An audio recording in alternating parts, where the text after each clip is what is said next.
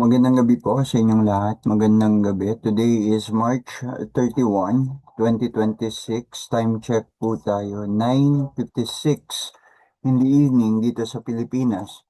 Sa mga kaibigan ko, kung saan man po kayong panig ng mundo ngayon, binabati ko po kayo. At muli, tayo ay mag-aaral ng mga salita ng Diyos, Lectio Divina. Again, sa mga hindi nakasubaybay nung una, ano ba yung Lectio Divina na yan na laging sinasabi ni Brother Aaron? So basahin ko. Lectio Divina is a Latin for divine reading, spiritual reading, or holy reading, and it represents a traditional Christian practice of prayer and scriptural reading intended to promote communion with God and to increase in the knowledge of God's Word. Okay, may karugtong pa yan. Pope Benedict XVI encourages the practice of Lectio Divina, the diligent reading of sacred scripture accompanied by prayer brings about the intimate dialogue in which the person reading hears God who is speaking and in praying respond to God with trusting openness of heart. From De Verbum, number 25. If it is effectively promoted, the practice will bring to the church, I am convinced of it, a new spiritual springtime. Okay, mula sa De Verbum. So, yan ang paliwanag ng ating simbahan kung ano ang Lectio Divina. Yan ay pinromote ng ating Pope Benedict.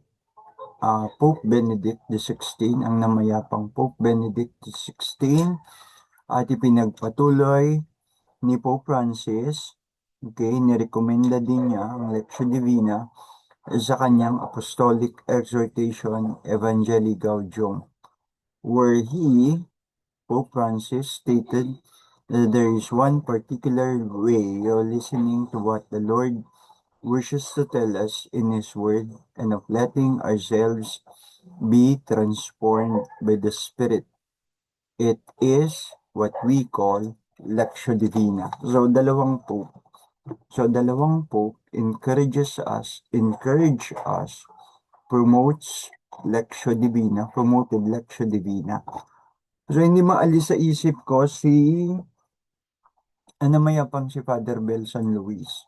Bata pa lang ako talagang bago ako mag-teenager Father Bel San Luis na yun, SBD. Meron siyang isang programa sa radio, yung kanyang salitang buhay sa English, Word Alive. So sinusubaybayan ko yun kahit nung bata pa ako. So malaking malaking bahagi ng buhay ko ang naging bahagi si Father Bel San Luis. Nang minsan magkita kami, pinakita ko sa kanya ang dala-dala kong picture ng dalawa kong anak na babae, si Elizabeth John at si Faith, yung aking panganay. Sabi niya, what lovely children do you have? What lovely children do you have, Ron? Something like that. Napakaganda, napaka-lovely daw ng mga anak ko. Dalawa pa lang silang babae, ngayon may bunso na akong lalaki. So, hindi ko makalimutan si Father Bel San Luis. May mga naisulat siya. Actually, nagsusulat din siya ng mga artikulo sa mga libro at may naisulat siya na pinublish ng Bibal Publishing House. Ang librong ito ay tungkol sa pagtuturo ng Christian values. Hindi ko na matandaan yung buong title ng libro, pero meron isang parang patula kasi yung artikulo na yun, sinulat niya na yun. Meron doong isang portion sinabi niya, life does not begin at 40s or 50s or 60s. Life begins at the moment that we found meaning in our lives. Okay? Ang buhay hindi nagsisimula sa edad 40, 50, 60, kundi nagsisimula siya sa pagkakita kung ano ang kahulugan ng buhay. So usually, pag 40 na tayo, sinasabi natin, life begins at 40. Dito na nagsisimula ang buhay ko. Pero dun sa sinulat niya, ang buhay ay nagsisimula ayon sa kanya, hindi sa anumang estado ng edad, kundi magsisimula siya sa panahon kung kailan matutuklasan natin o ng tao kung ano ang kahulugan ng buhay. Isa lang yan. Isa lang yan sa mga natandaan ko kay Father Bell San Luis SBD. Kaya nung mamatay siya, talaga, nung lumapit na ako sa Ataol, wala na akong maiiyak. Naiiyak ko na lahat eh. Significant individual, significant person. All of us need someone who will become significant to us. So, nabanggit ko lang. Okay, yung programming niya sa radio, bata pa lang ako talaga bago mag-teenager. Salitang buhay na yon, word alive na yon. Ang style niya kasi is yung mga seryosong bagay na nagagawa niyang pagaanin, light, nagagawa niyang gawan ng biro, nagagawa niyang gawan ng biro, in a in a manner na matatawa ka talaga. Katulad nung sabi niya minsan na ibahagi niya. Kapag may nagpapabless ng sasakyan, sinasabihan niya yung may-ari, ang blessing ko, pang ano lang yan, sagad lang yan hanggang 80 kilometers per hour. Pag lumagpas ng 80 kilometers per hour na yung speedometer ng sasakyan mo, hindi na yan sakop ng aking blessing, ha. Biruin mo yan. Yeah. Nakakatawa. Nagagawa niyang pag-aani ng mga bagay-bagay, kahit ang mga seryosong bagay. Tapos, naging promotor siya sa pagkakaalam ko siya naging promotor nung yung ginagawa na Siete Palabras, Seven Last Words sa dambana ni Jesus, Shrine of Jesus, the Divine Word. Sa Jesus, the Divine Word, Shrine. Okay, tuwing Biyernes Santo, sinusubaybayan ko yan. Sinusubaybayan ko yan. Kung saan tayo nagsimula, nagpunta sa introduction. But anyway, itong ating ginagawa ay isang kabuluhang bagay. Sinasabi na ang Lectio Divina again ay tradisyonal na pamamaraan o gawain ng pagdarasal kung saan kasama ang pag-aaral ng salita ng Diyos, kung saan napalalalim nito at napagyayaman ang ating kaalaman tungkol sa salita ng Diyos. Sabi ni St. Thomas Aquinas, ignorance of the gospel, ignorance of the scripture is ignorance of God. Kung ayaw natin maging ignorante o mangmang tungkol sa Diyos na ating sinasamba, na ating pinaglilingkuran, na ating iniibig o minamahal, huwag tayong pahuhuli na aralin ang sacred scriptures. Ang sacred scriptures. Kung minsan nga, di ba, makita natin yung mga born-again Christians, yung mga Protestant Christians, sila yung babad na babad sa pag-aaral ng salita ng Diyos. Kaya kung minsan, hindi natin sila masisi na pulaan tayong mga Katoliko, ay iniisip nila, tayo hindi nag-aaral ng salita ng Diyos. But actually, that is not true. Kasi tuwing attend tayo ng misa, nandun naman yun eh. Dalawang pagdiriwang, ang liturhiya ng salita, the liturgy of the word, and the liturgy of the Eucharist. Si Jesus saan yung tinapayatala, the liturgy of the Eucharist, and also the liturgy of the word, yung pag-aaral, yung proclamation ng Word of God, ng Gospel at ng mga readings. So kung isa kang isa kang tunay na Katoliko at pag sinabihan kang kayo mga Katoliko, hindi kayo nag-aaral ng Biblia, madali mong mapasusubalian na hindi yun totoo. Hindi talaga yun totoo. Okay? Ang problema kasi sa ating mga Katoliko, yun na nga, nakakarinig lang tayo at nag-aaral lang tayo ng salita ng Diyos tuwing atin tayo ng misa. Pero paglabas sa misa, ang Biblia, wala na. Ignore na natin at di pansin. Hindi naman lahat ng Katoliko. Okay? Hindi naman lahat ng Katoliko. So, tuloy na po tayo. Ang pag-aaralan natin ngayong gabi ay ang Ebanghelyo para pa rin sa araw na ito. Hindi po tayo huli, hindi din po tayo advance para sa araw na ito. Okay? O nga pala. O nga pala. Wait lang po. Okay. Hindi ko na ipakikita sa share screen kung ano ang Ebanghelyo ngayon. Magtiwala na lang po kayo na babasahin ko. Kasi naman, nakita ko, yung share screen ko, hindi naman siya mabasa. Blurred. Okay? So, tuloy na lang po ako na babasahin ko yung ating Ebanghelyo para sa araw na ito, March 31, 2026, araw ng Martes, Holy Tuesday. Okay, Holy Tuesday. So, bago po tayo magsimula, tulad ng dati, let us pray. Magdasal po muna tayo. Wait lang po. Wait lang po.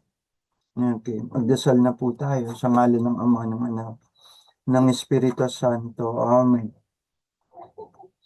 And come, Holy Spirit, fill the hearts of your faithful, and enkindle in us the fire of your love. Send forth your Spirit, and they shall be created, and you shall renew the face of the earth.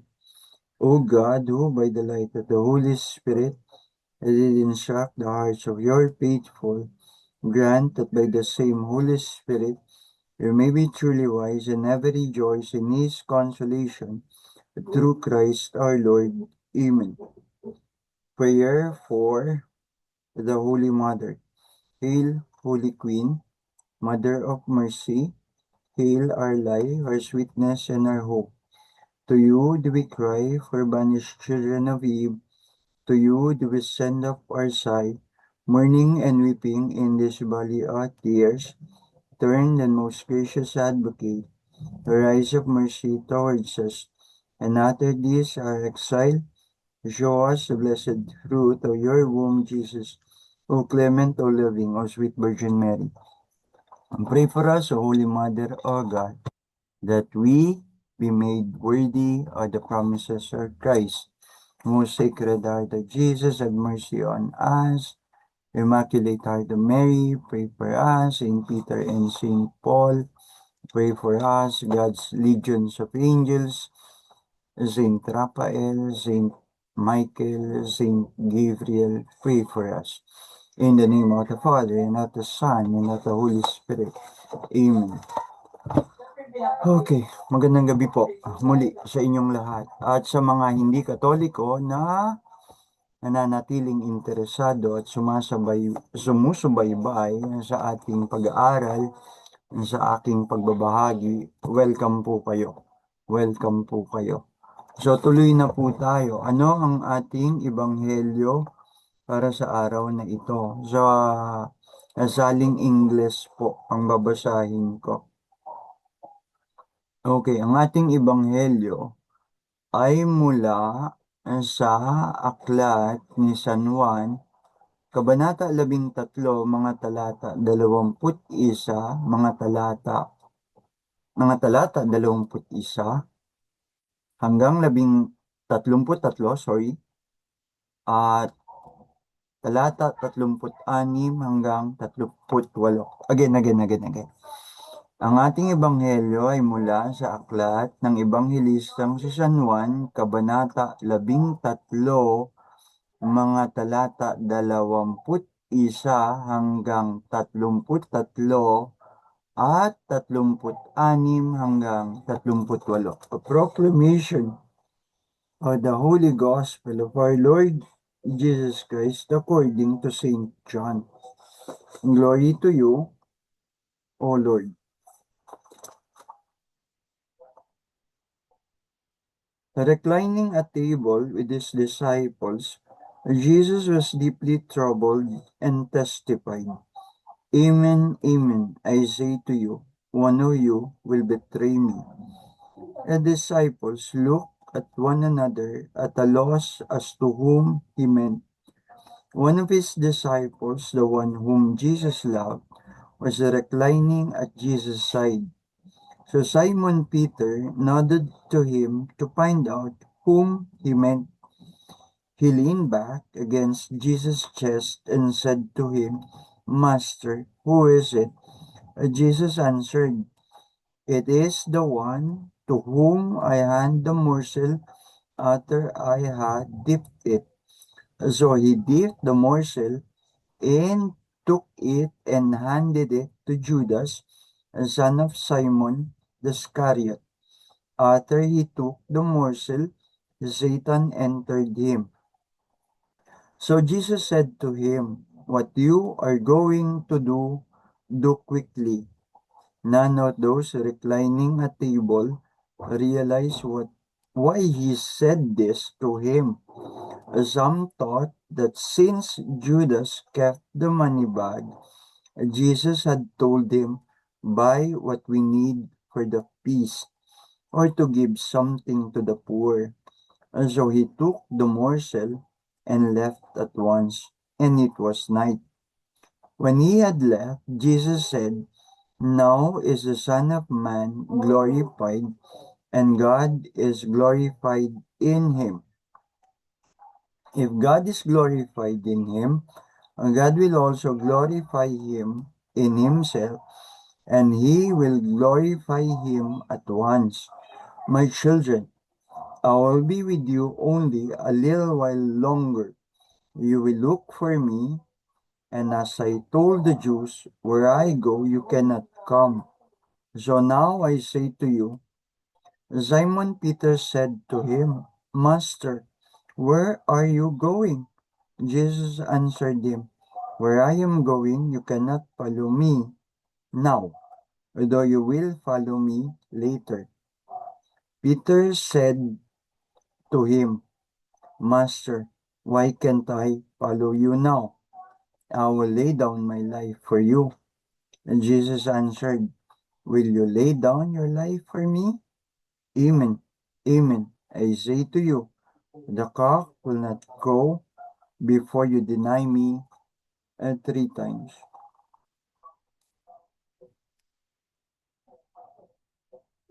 The Gospel of our salvation. And praise to you, Lord Jesus Christ. And so, yan ay, ang ebanghelyo natin ay tagpo kung saan nasa huling hapunan sila. At sinabi ni Jesus, "Isa sa inyo ay magtataksil sa akin. Isa sa inyo ay magtataksil sa akin. Amen, amen, I say to you, one of you will betray me." Na-disturb ang mga disciples at nagtinginan sila sa isa't isa at gusto nilang alamin kung anong ibig sabihin ni Jesus. So, isa sa mga disipulo ni Jesus, kung saan sinasabing iniibig ni Jesus, John the Beloved, nakahilig siya na reclining at Jesus' side sa tabi ni Jesus. At si Simon Peter, nakilala niya yung disipulo na yun nga, yung tinatawag na the Beloved, John the Beloved. Okay? Parang sinabihan niya si John, sinignalan niya si John. Pakitanong mo nga kung anong ibig niyang sabihin. Okay? Simon Peter nodded to him, kay Beloved John, kung ano ibig sabihin. So, si John naman, nagtanong, sumunod, "Master, sino ba yan?" So, doon uminog yon. So, doon uminog yung tagpo at tinukoy ng Ebanghelyo kung sino nga yung magtataksil. Si Judas Iscariot. Sinasabi na tuwing gagawa tayo ng kasalanan, labag sa kalooban ng Diyos, tayo nagiging Judas sa Diyos. Okay? Tuwing gagawa tayo ng kasalanan, tayo nagiging huda sa Diyos. At tuwing kinikilala naman natin ang ating mga kasalanan, tumingi tayo ng tawad sa Diyos, tayo din naman ay nagiging Pedro sa Diyos. Kung ilang ulit itinatwa ni Pedro si Jesus, obviously sa pagkatakot, 3 ulit din na binigyan siya ng pagkakataon ng Panginoon para ma-affirm niya, mapatunayan niya ang kanyang sarili, a second chance to prove himself. And a second chance para patunayan din ang maraming pagkakataon kung saan nagkaroon siya ng tagpo sa Panginoon. Anong gumawa ng himala ang Panginoong Jesus? Sa pangingisda, yung nakahuli sila ng sobrang dami ng isda na halos masira yung lambat. Ang sabi ni Pedro, Panginoon, lumayo ka sa akin. Ako isang taong makasalanan. Lord, be away from me, for I am a sinful man. Sa tagpong yon, kilala ni Pedro ang kanyang sarili bilang makasalanan at inaamin niya sa Panginoon, Lord, I am a sinful man. Panginoon, lumayo ka sa akin sapagkat ako'y taong makasalanan. Wait lang po ah. Wait lang po. Pupuntahan ko yung notes ko. Oops. Oops, hindi ko daw ma-minimize. Yan ang problema. Okay, since hindi naman siya naka-share screen, isinave ko na yung draft ng aking notes. Bubuksan ko na lang po. Wait lang po. Puntahan ko lang yung notes ko. Okay, nakita ko na siya. Wait lang po. I-open ko lang siya. Ayan, na-open ko na siya. So, bukas na yung aking notes. Magsisimula na tayo ng aking sharing, pagbabahagi. Simulan ko dun sa premise that life is something very precious. Okay, very precious. Na ang buhay ay isang napakahalaga. Napakahalaga. Hindi siya bagay. Okay. So, wikang Pilipino, pag sinabi mo, napakahalagang bagay. Okay, bagay. Meron hindi, ang buhay ay hindi bagay. Natural. Okay. Ang buhay ay napakahalaga. Isang napakahalagang meron tayo at meron ng bawat isa sa atin. Kahit ang mga buhay na nabubuo pa lang o nabuo pa lang sa sinaputpunan, wala pa silang tinig, sila'y mahalaga na. Precious. Actually, kulang pa nga yung salitang mahalaga eh. Kulang pa yung salitang mahalaga to translate precious. Kasi sa ibang salita, pag sinabing precious, mahalaga, important. Pero pag sinabi mong precious, para siyang pera. May malaking, malaking, malaking, malaking, malaking, malaking value. Okay? Mahalaga. Pero hindi pa rin siya mai-compare sa pera. Ang buhay ay walang comparison sa pera. Kahit marami ang taong gumagawa kapalit ng pera. Kahit gumawa ng masama. Okay? So may I begin again with the premise that life is something very precious. Why? First, because God is the one who, in the first place, definitely and obviously made the decision na ang buhay ay mabuo for it to be formed. Na sinapupunan pa lamang na ikaw at ako, that you and I came into living, na buhay tayo dahil ginusto niloob yun ng Diyos because God made it so. This underscore the unbroken and unchangeable teaching of the scriptures and the Christian church, our church, that life begins at conception. Nagsisimula ang buhay sa pagkabuo sa sinapupunan. At yung conception na yan ay hindi isang coincident. Okay? At the conception, science will tell us that it is not something coincidental, but rather a well-planned course, planadong pangyayari niloob ng Diyos. Siyang katutak, siyang katutak, ang dami, ang similya ng mga lalaki na mag-uunahan upang ma-fertilize ang egg ng ina. At tingin ba natin isa iyong coincidence? So, bawat isa sa atin ay kampyon, pinili ng Diyos. Pinili ng Diyos. God made it that way. At the conception, science will tell us that it is not something coincidental, but rather a well-planned course. Okay? Banal na pangyayari, planado. Again, it is not coincidental. All of us were formed by the Lord in our mother's womb, and we are created in His image. Meron tayong taglay natin, inherent to us, undeniable, the dignity and the right to life.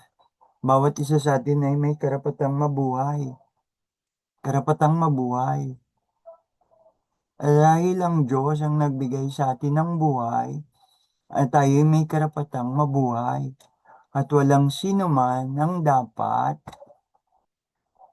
tumutol o pumutol sa buhay na ibinigay sa atin. Kasama na ang mga buhay na hindi pa naipanganganak, ay the unborn children. The unborn children. The right to life is the foundation for every human right. So yan ang pundasyon ng bawat karapatan ng tao. Kapag yan, hindi mo bibigyang dangal. Kapag yan, hindi mo bibigyang respeto, honor and respect.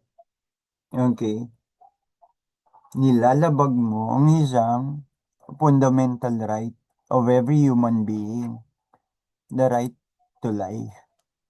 In our world, there exists polluted discourse or defense over the issue. Umisigaw yung iba, katawan ko to, kaya ako may karapatan sa katawan ko. Ang tanong, sino ba ang nagbigay kalooban na ikaw din sa sarili mo magkaroon ng buhay? At ang ipagdadalang tao mo sa iyong sarili, hindi mo rin yan, wala ka rin diyang karapatan para putulin o tutulan. The language often used in a political discussion such as which surrounds the legalization of induced or criminal abortion. Yan ang gamit. Okay. Ang abortion kasi pwedeng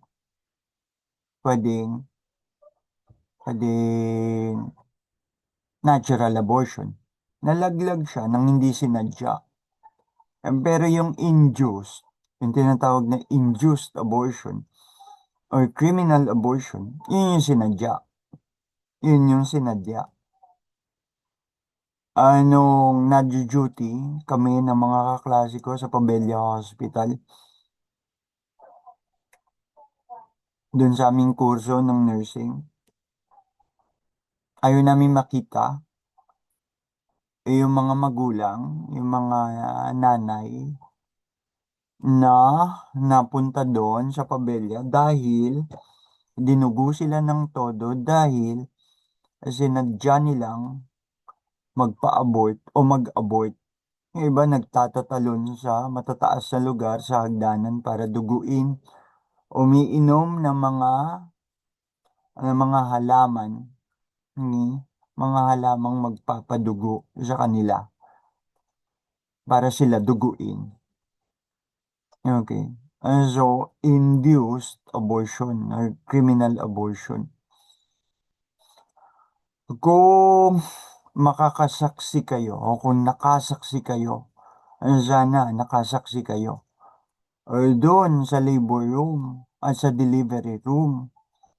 Ano mga na-abort ng mga bata na hindi naman sinadya, makikita nyo kung gaano katindi, kung gaano katindi ang sakit na nararamdaman at nararamdaman ng isang nakunan para sa kanyang anak.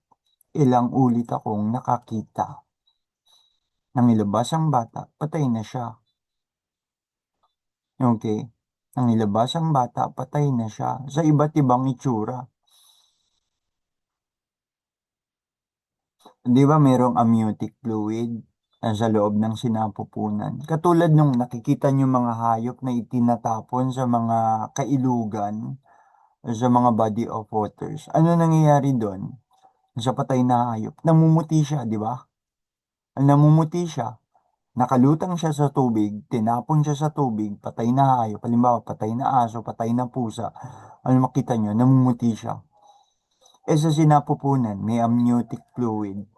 At nandun yung fetus. And then, somehow, one way or another, may namamatay na sanggol.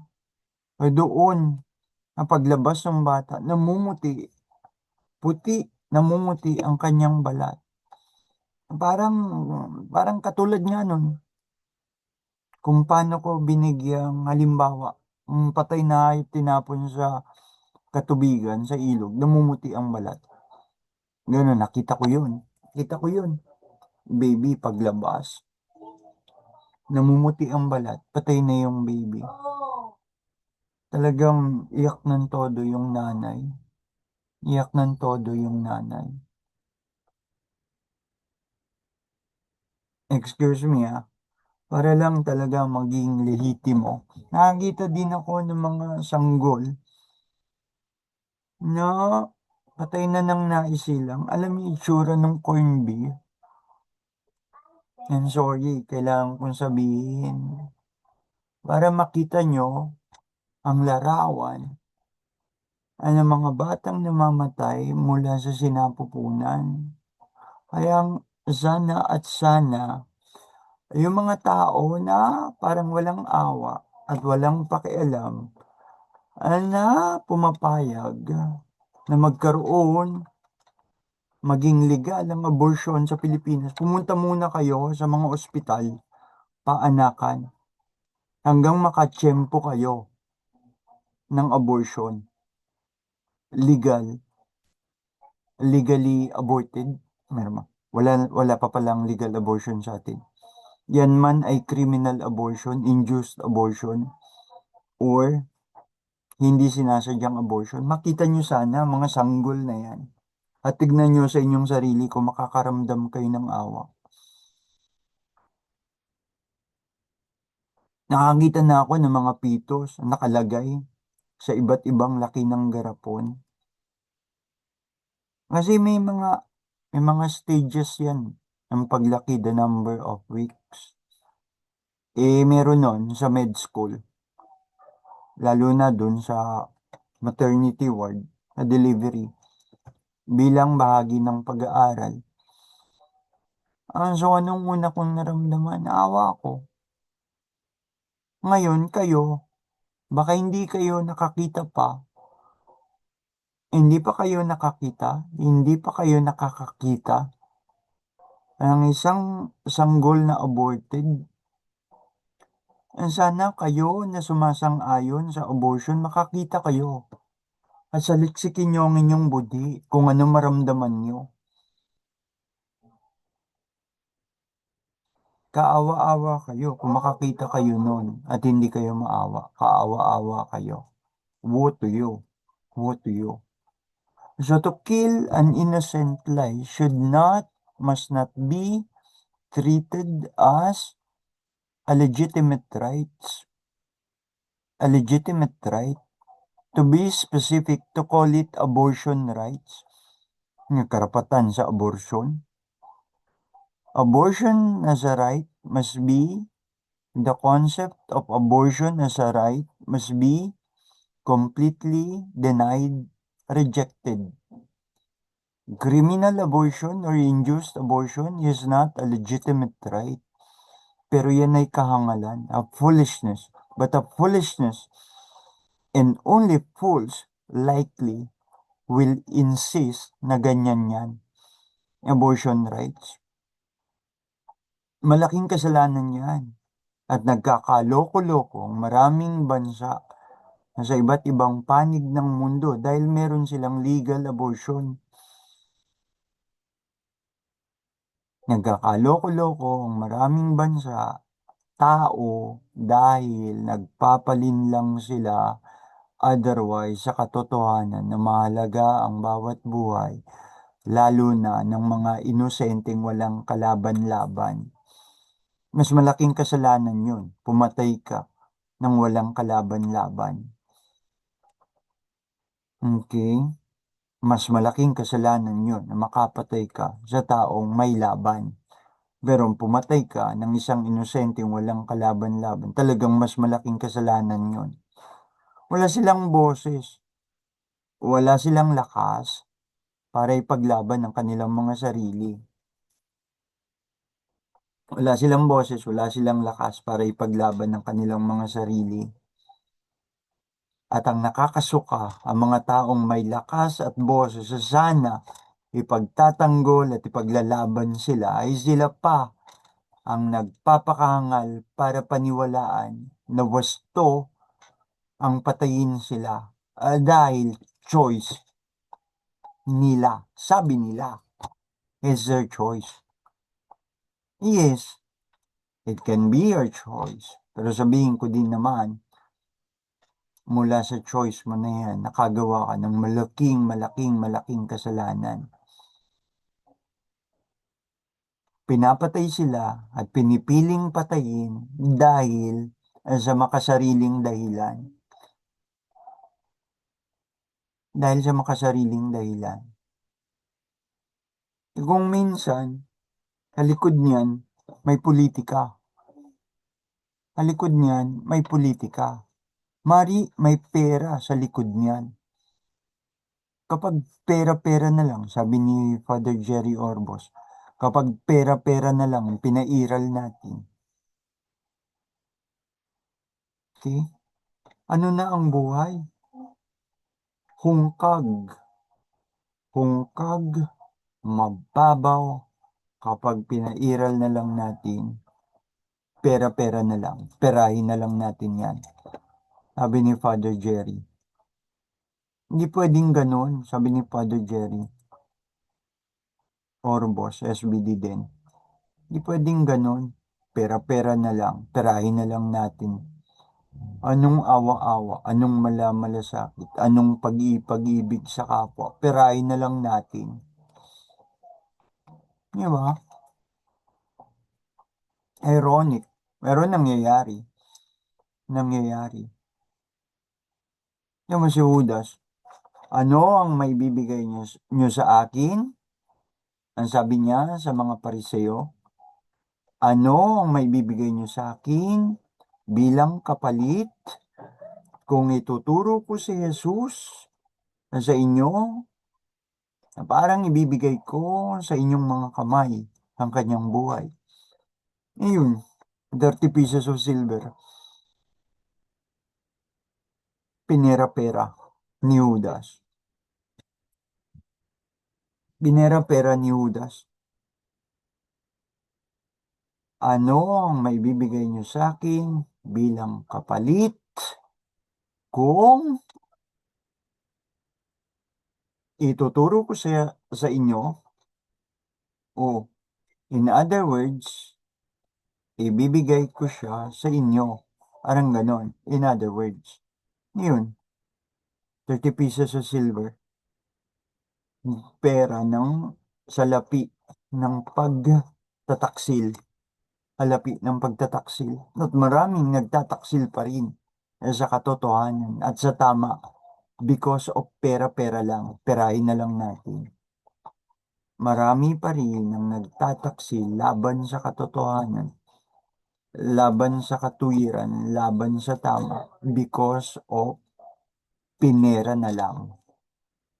Without the right to lie, there are no other rights, and the infrastructure or rights is thrown into jeopardy. Napapasama napapasama ang tao, ang mga sitwasyon ng mga bagay-bagay, napapasama ang lipunan. Kapag ang karapatang mabuhay, the right to life, kapag wala ng paggalang dyan sa karapatan para sa buhay, wala nang, nagiging ang ibang karapatan ay nagiging, ano na, nagiging, what do you call it, mahina, katulad ng isang haligi, katulad ng isang haliging kahoy. Kapag wala tayong pagpapahalaga sa karapatan para mabuhay ng bawat tao, parang kahoy, na inuubos ng anay. Alabas, nalabas, mukhang walang problema. Pero ang panloob, wasak, sira na. At hanggang mabibigla na lang tayo at magugulat. Bigla na lang siyang babagsak at magigiba. So yan ang panlilinlang ng kaaway. Yan ang panlilinlang ni Satanas sa atin.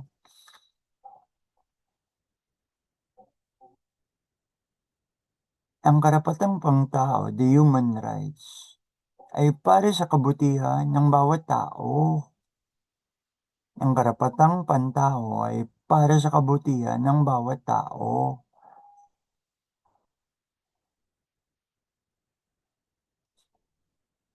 Kapag, kapag walang nagpapakamatuwid sa atin, pinipiling maging matuwid, pinipiling magpakabuti, pinipiling maging maawain sa kapwa. Kapag hindi natin ginagawa ang pagiging maawain, ang pagiging mabuti, ang pagiging makatarungan, nagkakaroon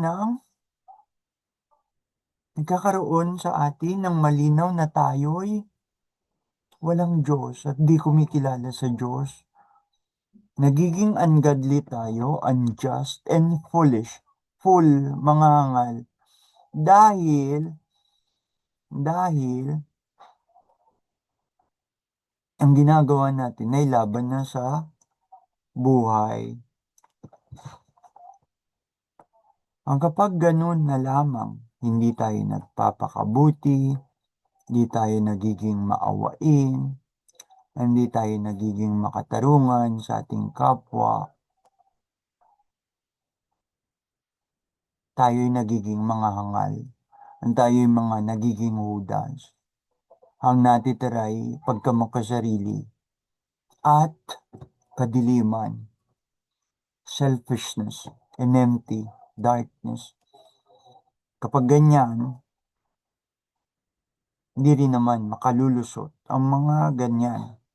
At kung tayo'y magiging ganyan, di rin tayo makakalusot sa divine justice ng Panginoong Diyos.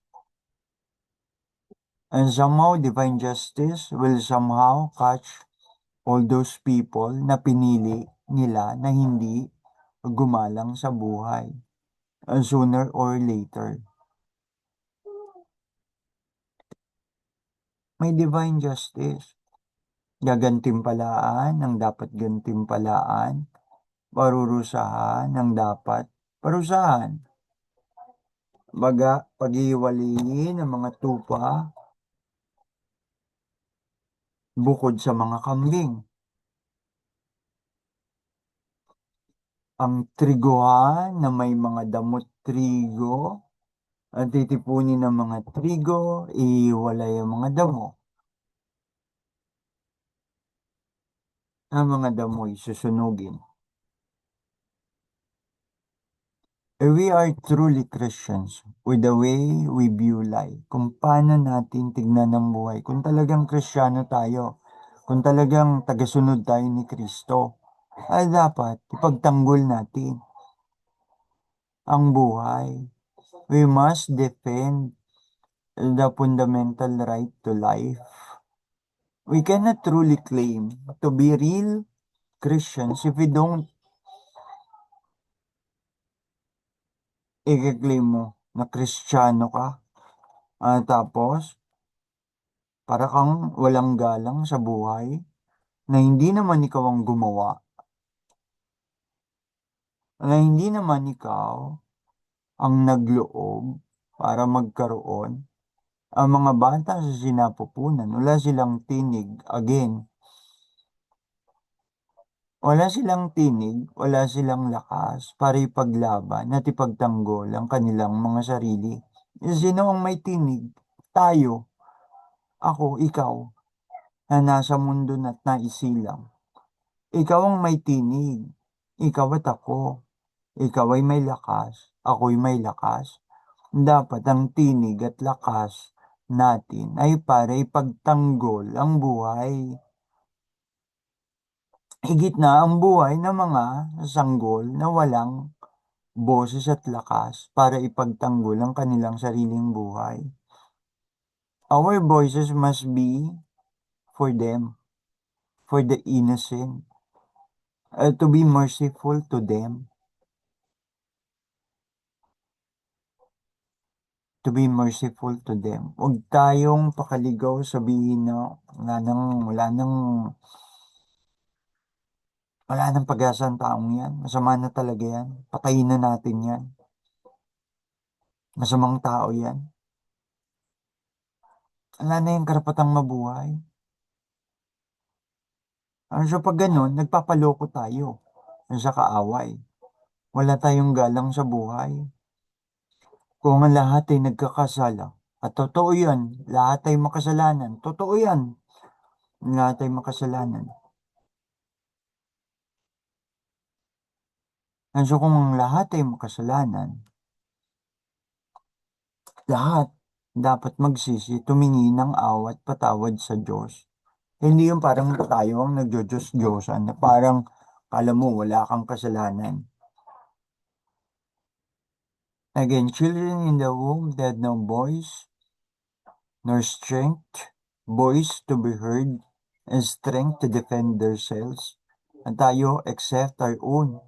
Tayo ang may boses at tayo ang may lakas. Minsan natin gagamitin yan para pa sila sikilin, para pa tayo maging instrumento ng kanilang kamatayan. Dapat hindi ganon. Tayo ang maging lakas nila. Maawa tayo sa kanila. Let us be merciful to them.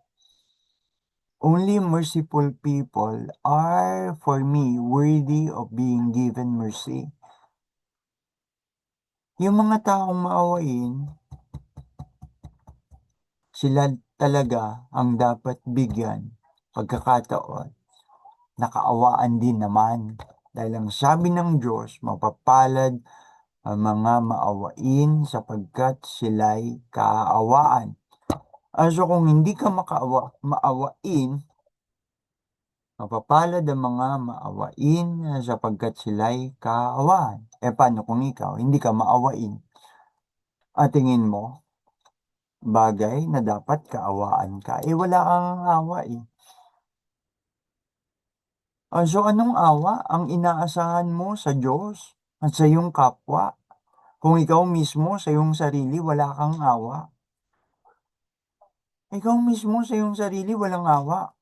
Ang tapos aasa ka sa awa ng Diyos. Nasabihin mo maawain ng Diyos, maawain ng Diyos, kinaawaan ako ng Diyos. Iyon ang sinasabi mo, yun ang pinoproclaim mo.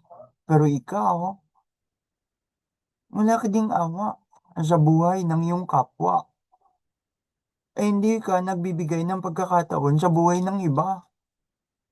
Anong awa ang inaasahan mo sa Diyos at sa iyong kapwa kung ikaw mismo sa iyong sarili wala kang awa? Mapapalad ang mga maawain sapagkat sila'y kaawaan. Sabi mo, hindi kung naawa ako namumudmud nga ako ng pera, milyon-milyones, dahil maawain ako. Selective naman ang awa mo. Selective ang awa mo. Pinipili mo lang ang kaawaan mo.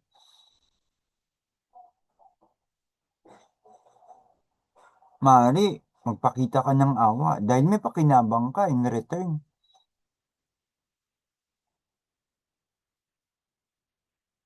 May pakinabang ka in return. Magpapakita ka ng awa dahil may pakinabang ka in return. Diretso na natin. Sa politika, ganyan. Papakitang awa. Pero in return, behind, at the back of their minds, because, baka iboto ko nito. You see? You see? Pero yung mga taong dapat higit mo pang ang kawaan dahil nagkamali sa buhay. Ang tawag ng Diyos, panawagan sa mga makasalanan. Ayaw mong bigyan ng pagkakataon na mariporma ang kanilang buhay. Ano sabihin mo, makasalanan yan, salbayan, balik na natin ng death penalty. Bitayin na yan. In our gospel, even Judas do not value his own life. Perhaps it does not cross his mind that God's love and mercy is greater than any sin one can think of.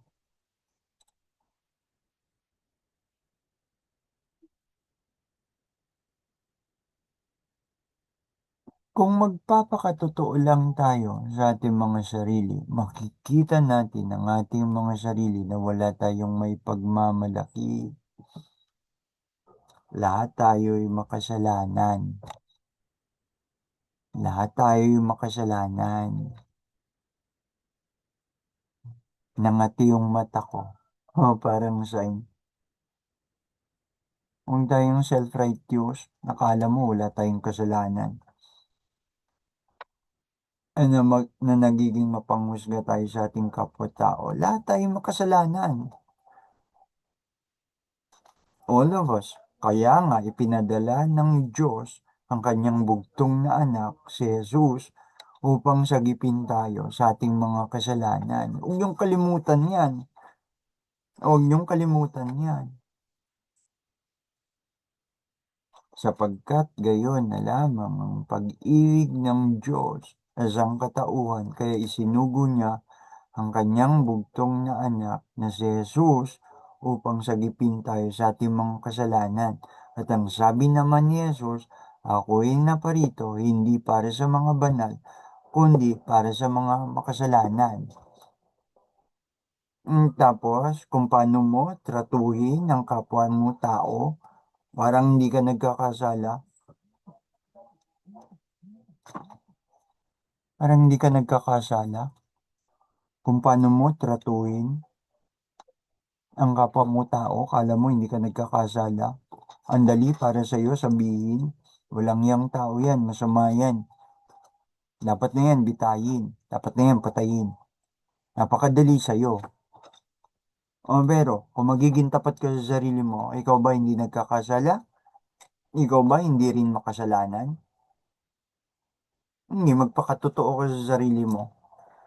Si Judas, minaliit ba ni Judas ang awa at pag-ibig ng Diyos? Minaliit ba ni Judas ang awa at pag-ibig ng Diyos? O si Judas, hindi niya talaga kilala o nakilala ang Diyos na naging kasakasama niya, si Jesus. Ikaw din ba, hindi mo ba kilala si Jesus? Ay nasabi mo, Kristiyano ka? Tagasunod ka ni Jesus? Pero anong sabi ni Jesus? Siya'y naparito para sa mga makasalanan. Tapos, ikaw sasabihin mo, Kristiyano ka? Tagasunod ka ni Jesus? Pero kung paano mo tratuhin ang buhay ng iba, ganun-ganun lang. Kahit yung mga sinasabi natin, makasalanan, ikaw, kung magpapakatotoo ka muli sa iyong sarili, Kahit ang pagpapakamatay ay malaking kasalanan. Sarili niya ng buhay yon. Sarili mo ng buhay yan. Kung magpapakamatay ka, malaki pa rin kasalanan. Ang bakit? Dahil hindi ikaw ang nagbigay ng buhay.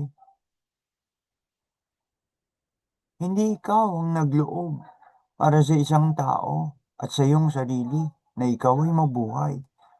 Ang Diyos ang may kalooban niyan dahil may dahilan. Kapag ang Diyos ginawa tayo mga tao ayon sa kanyang wangis, so kung sasaktan natin ang kapwa natin, sinasaktan natin ng Diyos. At ikaw, kahit sa iyong sarili, dahil ikaw ay wangis ng Diyos, kung ikaw ay magpapakamatay, gumawa ka rin ng isang malaking kasalanan. Ang pagdedesisyon mong patayin mo ang sarili mong buhay, ikaw sa sarili mo ay walang karapatan na tapusin mo ang sarili mong buhay. Hindi sa iyong sarili nanggaling ang iyong buhay. Ganon din ang buhay ng iba. Ang Diyos ang lumikha sa bawat buhay at Diyos ang may dapat huling sabi sa bawat buhay. Kung pangungunahan mo ang Diyos sa buhay ng sinuman, nagjo-Diyos-Diyosan ka at hindi ka Diyos. Huwag kang umastang Diyos. May isang bagay na dapat ginawa ni Judas. Hinarap niya sana ang kanyang pagkakamali, ang kanyang kasalanan. Humingi siya ng awa at kapatawaran. Sana, pero hindi niya nga iyon ang kanyang ginawa. Yan si Pedro naman, ginawa niya ang nasabi. Alam niya, siya'y makasalanan. Lord, lumayo ka sa akin sapagkat ako'y makasalanan. At si Pedro ay binigyan ng muling pagkakataon na patunayan niya ang kanyang pag-ibig at ang kanyang sarili. At minsan, madalas niyang ipakita kay Jesus nga. Kinikilala niya si Jesus, Panginoon, ako po ay makasalanan, lumayo ka po sa akin. Siya rin yung taong hindi makatingin sa Diyos mula sa malayo at dinadago ka ng dibdib na walang ibang sinasabi kundi, Lord, have mercy. Lord, have mercy. Lord, have mercy. Lord, have mercy. Mea culpa, Lord, have mercy. Lord, have mercy.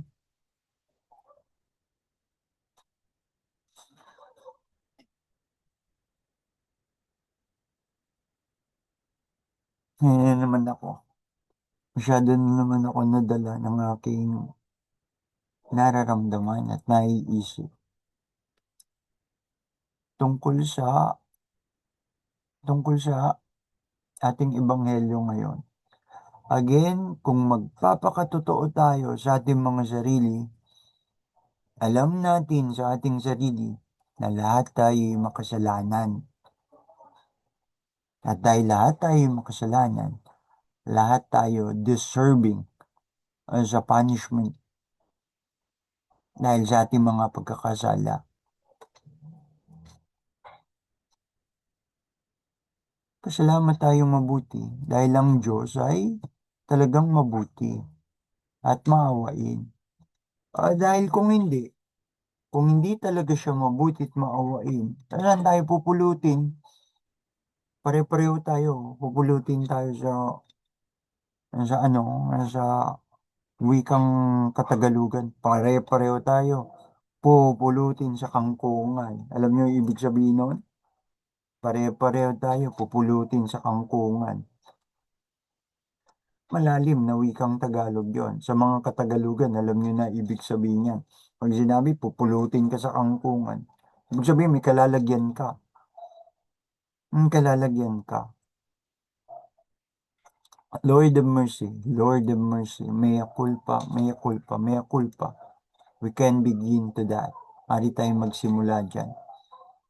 Kilalanin natin ang ating pagiging makasalanan. Let us acknowledge the sinful us. Ang Lent, ang mahal na araw, hindi yan para sa mga mayabang. Hindi yan para sa mga vain. Hindi yan para sa mga ma-pride. Hindi yan para sa mga nagjo-Diyos-Diyosan. Ang Lent, ang ibig ko sabihin, ang Lent ay hindi para sa mga taong self-righteous. Dahil ang Lent, oo, naparito ang Diyos para sa mga makasalanan. Pero kapag nanatili sa iyo ang katigasan ng kalooban ng iyong puso, katigasan ng iyong kalooban at puso, mananatili kang mayabang, hambog, mapagmalaki, ma-pride. Ang Lent, ang Lent, magiging walang silbi para sa iyo.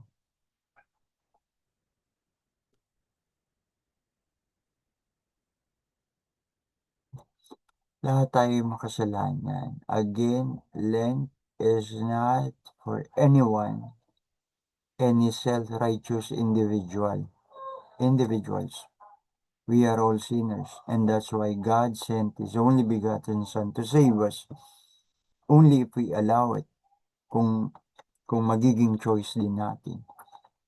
Pero kung hindi yan ang magiging choice natin na kilalanin ng Diyos, siya'y dumating para iligtas tayo sa ating mga kasalanan. Kung paiiralin natin ang ating mga yabang, ang ating mga kahambugan,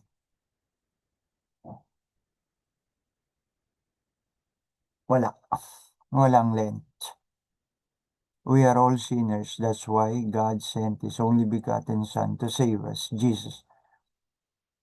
Only if we allow Jesus to save us. Oo, si Jesus, nagsakripisyo, naghirap, namatay sa krus. Nagsakripisyo ng todo, nahirapan ng todo, namatay sa krus para sa ating kaligtasan. Pero, tayo din naman, sa kabila niyan, kung hindi nating pipiliing sumunod, kung hindi nating pipiliing makinig, kung hindi nating pipiliing tumimo ang kanyang mensahe, ang mensahe ng pagpapakasakit niya sa krus para sa ating kaligtasan.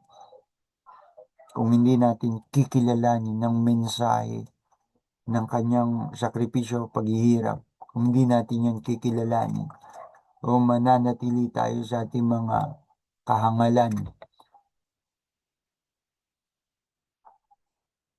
hmm, hindi pa rin tayo didiktahan ng Diyos. Hindi pa rin tayo didiktahan ng Diyos. Ano siyang choice? At tatanggapin niya ang choice mo. Ang choice mo na hindi siya sundin. Ang choice mo na manatili kang hangal. Ang choice mo na piliin mo ang pagkakasala. O kundi sa halip na piliin mo ang pagsisisi at pagbabagong loob. Sa halip na piliin mo ang pagsisisi at pagbabagong loob. Sa halip na piliin mo ang pagtalikod sa kasalanan. Sa halip na piliin mo na huwag ka nang bumalik sa dati mong buhay. Kung ang dati mong buhay ay sobrang dilim.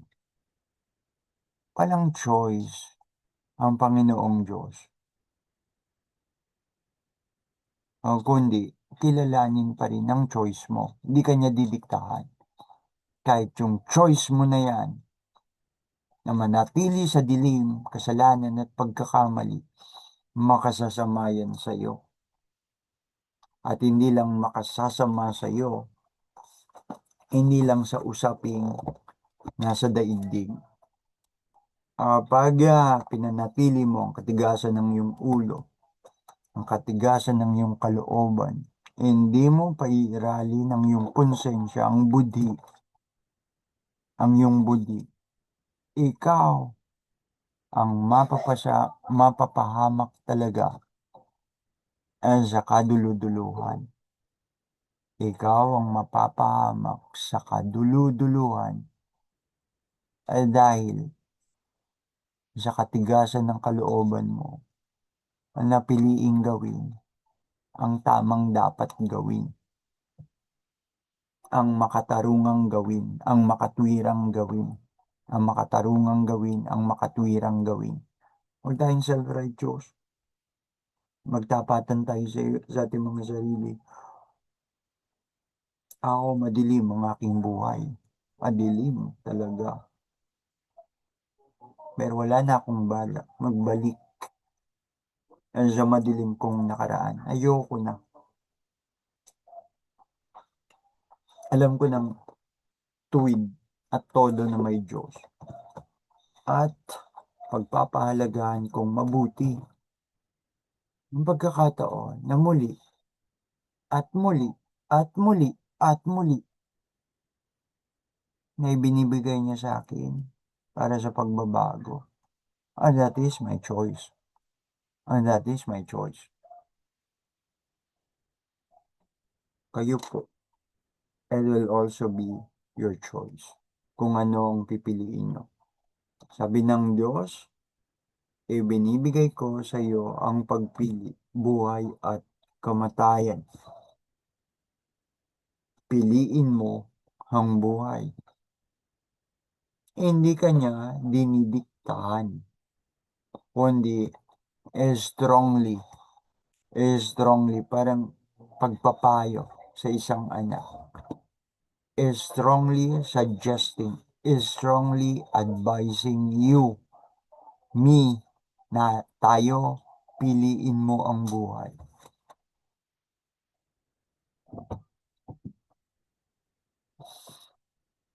Masyadong, tayo. Isa yung ano eh, isa yung bahagi ng aking character traits, pagkatao. Minsan nagpipigil ako sa ganyan eh. Kasi kung minsan maraming nasasagasaan, yung mga sumasama ang loob. Pero wala tayong magagawa. Kasi kung sa Diyos tayo, sa Diyos tayo. Ano sabi nga,